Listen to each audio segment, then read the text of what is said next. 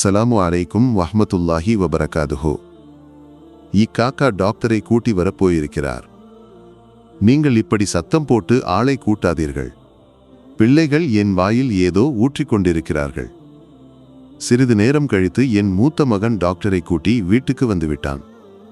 நான் இறந்து விட்டதை உறுதி செய்ய சிறிது நேரமாக உயிர் இழந்து விட்டதாக டாக்டர் சொன்னபோது, அல்லாஹ், என் உப்பா போய்விட்டார். காக்கா, இனி நமக்கு யார் இருக்கிறார்கள் என்று பிள்ளைகளின் அழுகை கேட்டபோது எனக்கும் அழ வேண்டும் என்று தோன்றியது. ஆனால் எப்படி அழுவேன்? நான் இறந்துவிட்டேன். என் மூச்சு நின்றுவிட்டது. என் உடலில் உயிரில்லை.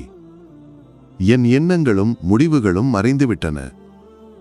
என்னை ஒரு கட்டிலில் கிடத்தியிருக்கிறார்கள்.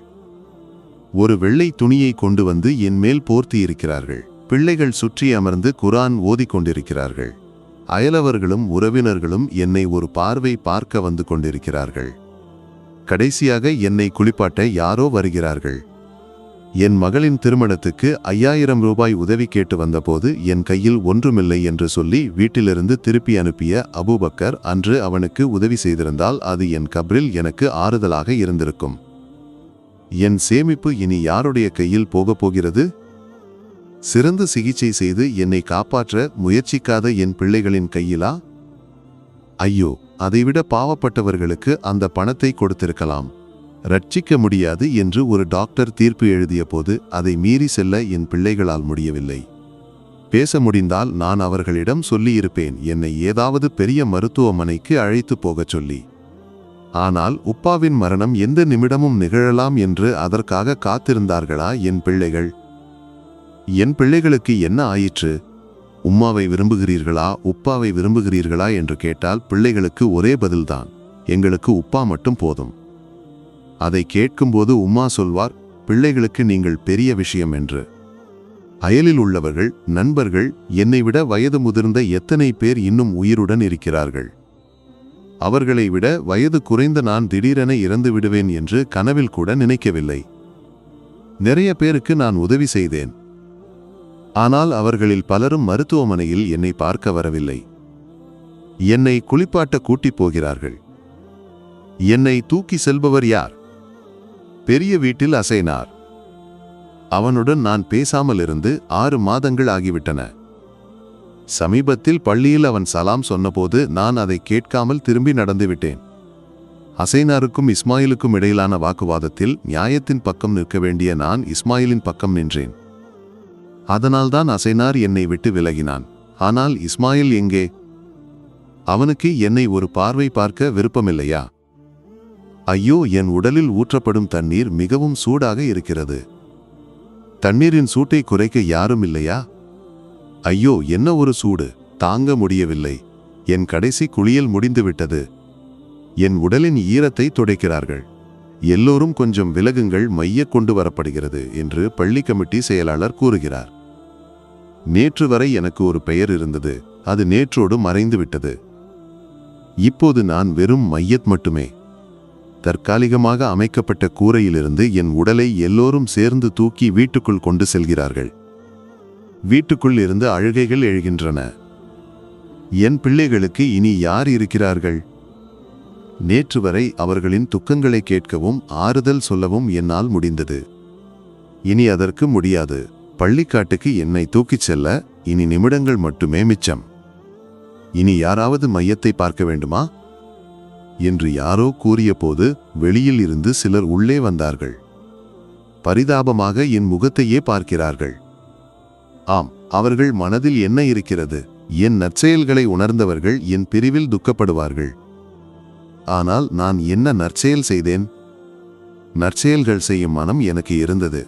நாளை முதல் நல்லவனாக இருப்போம், நாளை முதல் நல்லவனாக இருப்போம் என்று யாரையும் தவறாக பேச வைக்காமல் நல்லவற்றை மட்டும் பேச வைத்து வாழ விரும்பினேன். நாளை முதல் என்றது நீண்டு போனது. இவ்வளவு சீக்கிரம் என் ஆன்மா பிரிந்துவிடும் என்று நினைக்கவில்லை. ஒவ்வொரு மரணத்தையும் பார்க்கும்போது நான் அகங்காரமாக நினைத்தேன், எனக்கு நல்ல ஆரோக்கியம் இருக்கிறது, எனக்கு எந்த நோயும் இல்லை. நோய் வந்தால் சிகிச்சை செய்ய என் கையில் நிறைய பணம் இருக்கிறது, நீண்ட காலம் வாழ்வேன் என்று. ஆனால் மரணம் என்ற வாகனத்தின் வேகத்தை அளக்க என்னால் முடியவில்லை. என் கையிலிருந்த பணத்துக்கு காகிதத்தின் மதிப்பு கூட இல்லாமல் போனது. என் கணக்குகள் எல்லாம் தவறிவிட்டன. மையத்தின் மீதான கருமங்கள் தொடங்கிவிட்டன.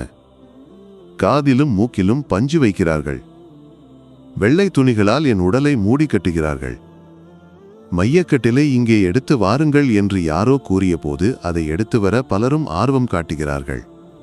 என் உடலுக்கு அருகில் என் கடைசி வாகனம், என்னை கொண்டு செல்லும் வாகனம் வைக்கப்பட்டிருக்கிறது. 4 பக்கமும் ஆள்கள் சேர்ந்து என் மையத்தை கட்டிலில் வைக்கிறார்கள். வெளியிலிருந்து உஸ்தாத் தொழுகை தொடங்கிவிட்டார். தொழுகைக்கு பின் மையக்கட்டிலை பிடிக்க ஆள்கள் தள்ளுமுள்ளு காட்டுகிறார்கள். லா இலாஹ இல்லல்லாஹ் திக்ருடன் என் மையத்தை எடுத்துக்கொண்டு ஆள்கள் பள்ளியை நோக்கி நடக்கிறார்கள். எதிர்பார்த்தபடி பள்ளியில் அதிக ஆள்களை காணவில்லை. அதிக ஆள்கள் மையத் நிஸ்காரத்தில் இருந்திருந்தால் என் கப்ரில் பெரிய ஆறுதலாக இருக்கும். எனக்காக மையத் நிஸ்காரம் செய்ய ஊராருக்கு பெரிய ஆர்வம் இருக்காது. நான் பொதுவாக மையத் நிஸ்காரத்துக்கு பள்ளிக்கு போக மாட்டேன். வெயிலில் நின்று ஆரோக்கியம் கெடுக்க எனக்கு விருப்பமில்லை. அந்த ஆரோக்கியம் இப்போது இயக்கமற்று இருக்கிறது. மையத் நிஸ்காரம் முடிந்து கப்ரஸ்தானுக்கு என் மையத்தை எடுத்து ஆள்கள் நகர்கிறார்கள். கப்ரில் இறங்கி என் மையத்தை கீழே பிடித்து வாங்குபவர் யார்? என் அயலவன் பஷீர். என் மையத்துக்கு இப்படி மரியாதை காட்ட அவனுக்கு உந்துதல் விசுவாசம். ஆனால் அவனுக்கு நான் ஒரு கொடுமையை செய்திருக்கிறேன். வீட்டுக்கு வாகனம் வருவதற்கு பாதை விட்ட சிறிது இடம் கேட்டபோது நான் கொடுக்கவில்லை. அவனுடைய கைகளால் என்னை கப்ருக்கு இறக்கி வைக்க விதி கூட்டியிருக்கலாம். என்னை கப்ரில் கிடத்திவிட்டார்கள். என் மையத்தின் மேல் மண்ணை அள்ளி இடுகிறார்கள். இப்போது என்னால் எதையும் பார்க்க முடியவில்லை. உஸ்தாதின் துவா மட்டுமே கேட்கிறேன். நீண்ட காலம் வாழ்வேன் என்ற அளவுக்கு மிகையான நம்பிக்கை மனிதர்களை தவறான பாதையில் செல்ல தூண்டும். எந்த நிமிடமும் மரணம் நிகழலாம் என்ற உண்மை மனிதர்களுக்கு பெரிய திருத்தறிவை அளிக்கட்டும். இந்த வீடியோ உங்களை அடைய காரணமானவர்களுக்காக பிரார்த்தனை செய்யுங்கள் என்று நினைவூட்டி இன்ஷா அல்லாஹ் மற்றொரு வீடியோவுடன் பின்னர் சந்திப்போம்.